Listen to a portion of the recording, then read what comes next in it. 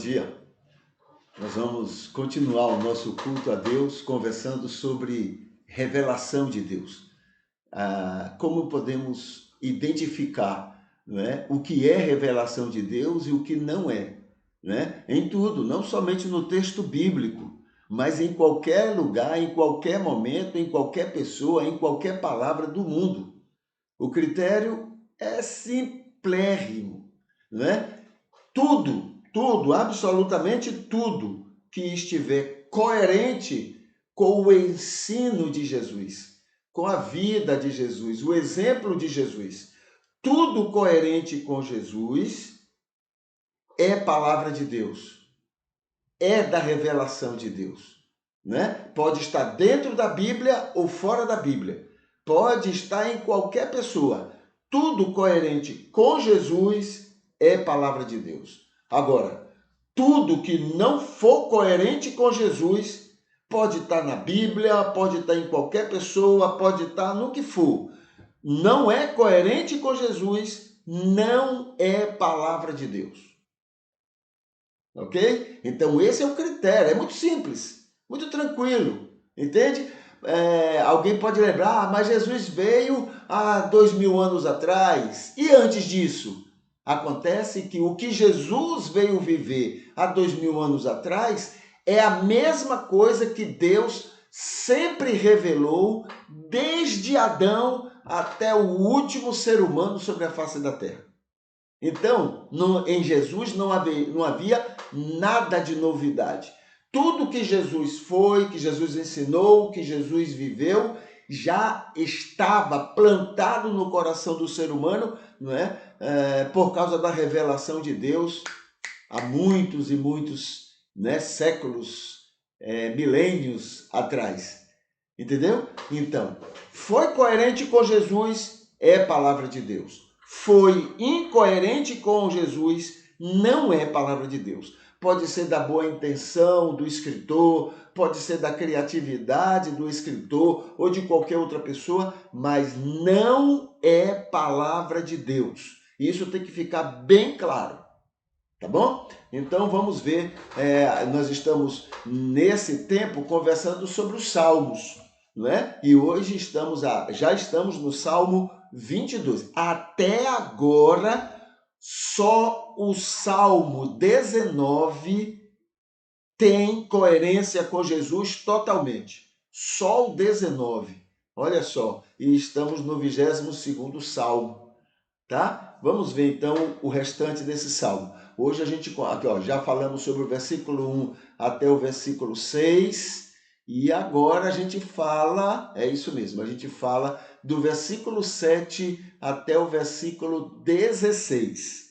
Tá bom? Então vamos analisar devagar, vamos conversando sobre ele. Então vamos ver aqui, o texto diz assim, o salmista falando, né?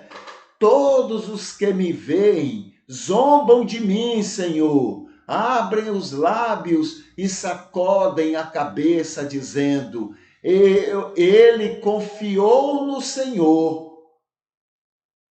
Ele confiou no Senhor, agora que o Senhor, o salve e o liberte, pois se agrada nele. Se é que se agrada nele, é isso que ele quer dizer. Tu és o que me tiraste do ventre e o que me deu segurança, estando eu junto aos seios da minha mãe. Eu fui lançado sobre ti desde que saí do útero, desde o ventre da minha mãe, tu és o meu Deus. Não fiques longe de mim, porque a minha angústia está perto, pois não há quem me ajude. Muitos touros me cercaram, fortes de Bazã me rodearam, abriram contra mim suas bocas como leão que despedaça e ruge. Eu me derramei como água e todos os meus ossos se soltaram uns dos outros. Meu coração é como cera e se derreteu por entre os meus órgãos. Minha força se secou como um caco de barro. e minha língua está grudada no céu da boca. Tu me pões no pó da morte, Senhor, porque cães ficaram ao meu redor. Uma multidão de malfeitores me cercou, perfuraram minhas mãos e meus pés. Esse é o texto do versículo 7 até o versículo 16, tá? Do Salmo 22. Esse salmo é atribuído como sendo um salmo messiânico. A ideia, é um jeitinho que se coloca para poder justificar muitas das tolices que o salmista fala diante de Deus. Fica dizendo, não, ele não está falando dele, não, está falando sobre Jesus. Conversa, o salmista nem conhecia Jesus, nem sabia quem era Jesus. Mas Deus inspirou para poder falar, lembrar de Jesus. Deus inspirou esse egoísmo, essa oração prepotente, essa oração cheia de vontades pessoais? Jamais. Primeiro, porque não é coerente com Jesus. Se não é coerente com Jesus, não é inspiração de Deus. Vamos analisar esse texto? Vamos lá, olha. Em relação à coerência com Jesus, não encontramos nada. Nada é coerente com Jesus aí, com o ensino. Mas Mateus disse que Jesus disse isso, Jesus repetiu isso. Não quer dizer que, primeiro, não quer dizer, veja só, não quer dizer que foi Jesus que disse. Por quê? Mateus só foi escrever o seu texto, o texto de Mateus, no mínimo, 40 anos depois. 40 anos depois. Certo? Mas Deus inspirou ele, porque ele escreveu depois do ano 70, depois da destruição de Jerusalém. Então, mas Deus inspirou ele, veja só, a inspiração é a mesma que Lucas menciona no capítulo 1, versículo de 1 a 4. Lucas, por que ele foi tão correto na maneira dele explicar? Lucas era grego. Então, o grego não tem esse negócio de ficar enfeitando palavra, não. Ficar romantizando situações, não. Entendeu? Essa coisa mística, colocar misticismos. Não, o grego não trabalha com isso. O grego ele vai direto no assunto. Aí ele chega assim, sabe o que como foi minha inspiração? Está lá no capítulo 1 de Lucas, versículo de 1 a 4. A minha inspiração é o seguinte, eu vi muita gente escrevendo sobre Jesus e eu decidi que iria escrever também. E sabe o que foi que eu fiz? Em vez de ficar esperando Deus me falar, não. Eu fui pesquisar, eu fui perguntar, eu fui testemunhar com as pessoas que conviveram com Jesus. Inspirado. E foi um dos primeiros livros inspirados no Novo Testamento. Entendeu? Então não tem essa coisa mística, essa coisa esquisita que o judeu faz, cheia de historietas, Deus me falou. É semelhante ao caso de Moisés. Aí o texto ele diz assim, e Moisés via Deus face a face. Mas ele mesmo diz, que a Bíblia diz, ninguém jamais viu a Deus. Então, como é Moisés? Não, é um jeito de falar, é um jeito místico de falar, é um jeito poético de falar. Ele falava com Deus face a face. Mas nunca viu Deus. É tanto que ele mesmo diz que ele disse, Senhor, eu quero ver tua face. Mas não via toda hora? Porque ali é um jeito de falar, Senhor, eu quero ver tua face. Não, Moisés, se você vê, você morre. Ou então, você só vai poder ver quando morrer. Entendeu? Então, é uma maneira de falar. E a gente precisa parar com esse negócio de estar literalizando tudo. Não, isso aqui é do jeito que está escrito. Não, o judeu é fantasioso. É como até hoje. É como até hoje, entendeu? Davi, quando Moisés recebeu e entendeu na linguagem dele, que Deus mandou matar todos os povos cananeus para poder eles ocuparem a riqueza, roubarem as riquezas e tomarem as terras daquele povo. Fantasia. Até hoje fazem assim. Eles entendem que Deus ama quando eles entram lá e saem matando os palestinos. Entendeu? É fantasia, é misticismo, coisa humana, maléfica e humana. E Moisés caiu nessa. Entendeu? Então a mesma coisa aqui, né? A gente compreender, né, esse texto. Não é? Jesus não ia dizer coisas que não tem nada a ver com a inspiração de Deus. Vamos analisar aqui, né? Vamos analisar o texto. Então tá aqui, olha. Entre as incoerências com Jesus, aí vem agora, versículo 7. Todos zombam de mim e me desprezam, Senhor. A oração do salmista. O salmista continua reclamando a inércia de Deus. É isso que ele está falando. Senhor, estão zombando de mim porque tu não fazes nada. Porque tu não ages duramente contra eles. Aí zombam de mim.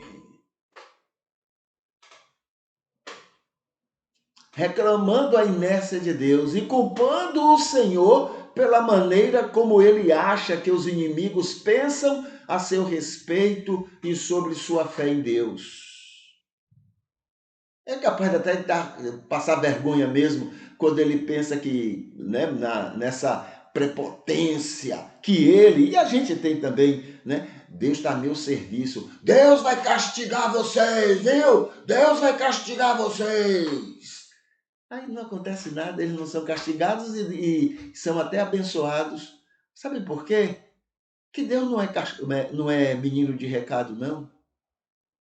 Segundo, porque Deus ama aquelas pessoas também, ama você e ama eles. Ama Davi, ama Israel, mas ama também aqueles povos que Moisés, na sua prepotência, e Davi, na sua prepotência, entendia que Deus queria que matasse aquelas pessoas.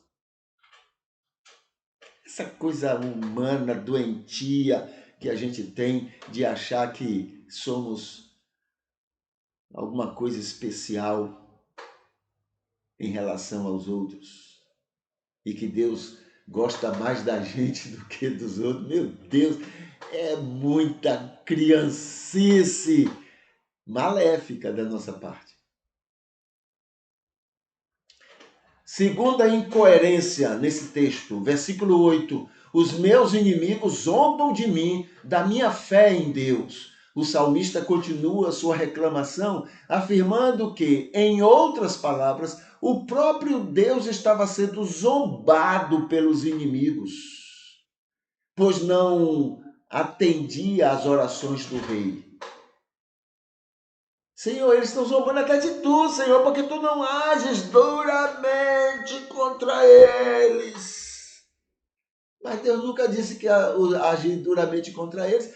Nós, na nossa bestialidade, é que achamos que Deus vai agir contra eles, porque para nos favorecer a ganância, o anseio de ver o ruim para os outros.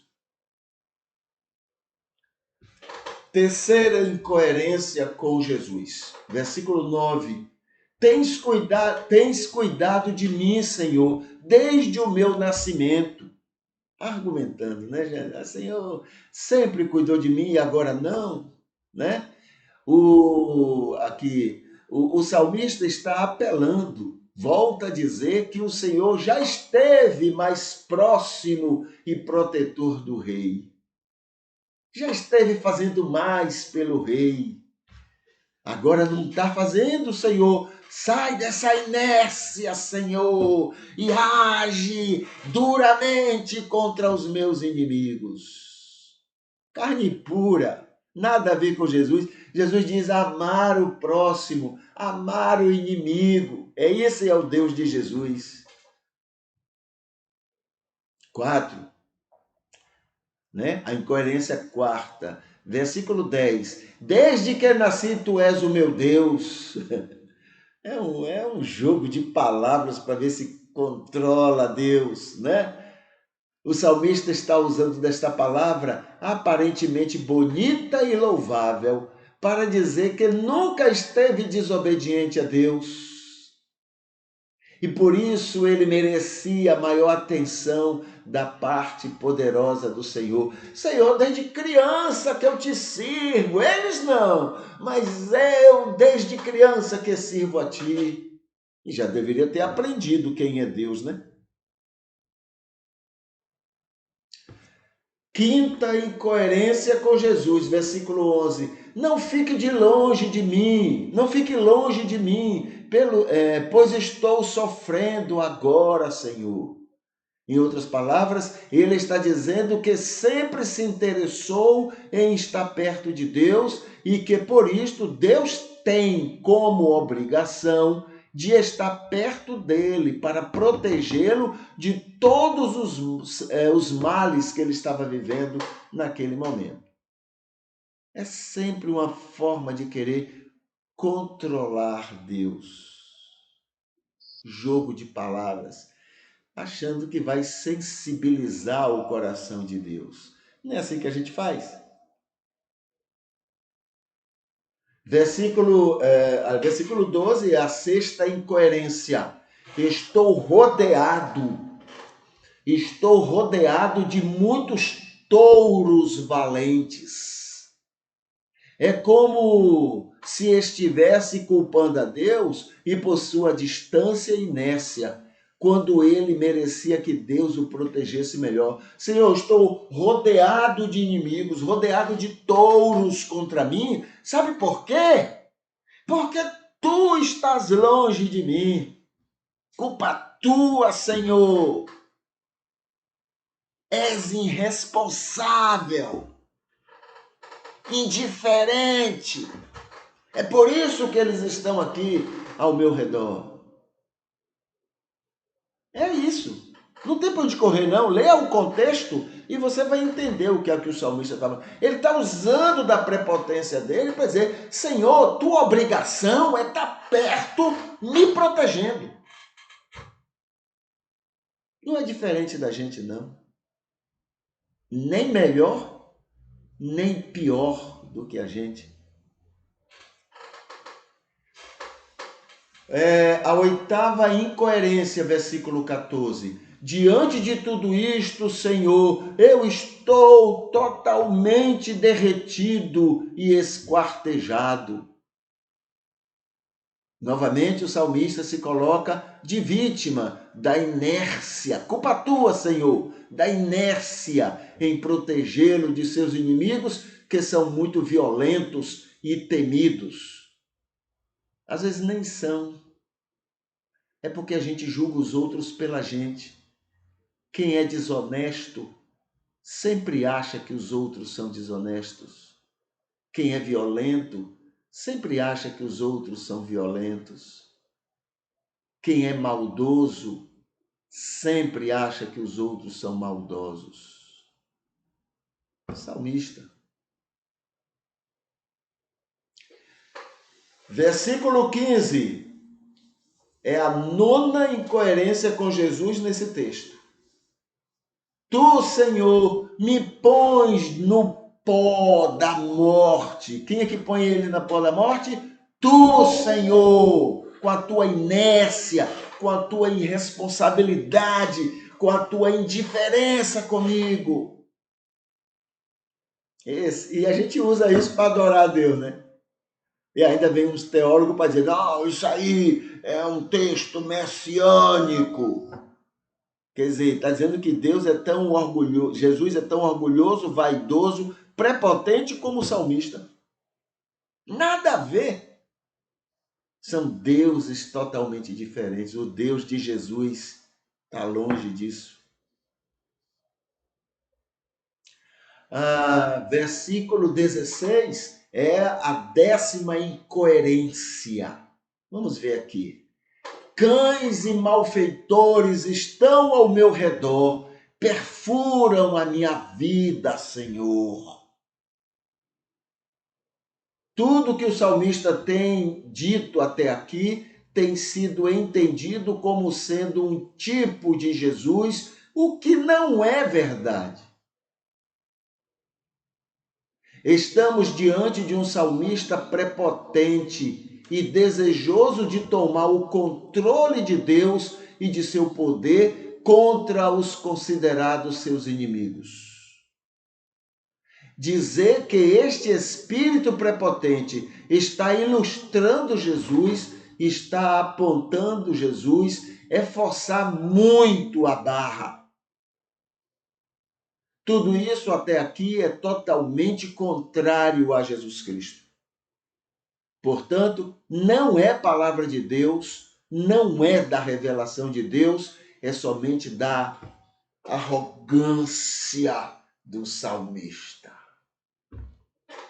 Tá bom? Esse é o Salmo 22. A gente ainda vai ver os versículos 17 até o versículo 23 e depois do versículo 24 até o versículo 31. Ainda temos um bom caminho a correr em cima desse Salmo 22. Tá bom?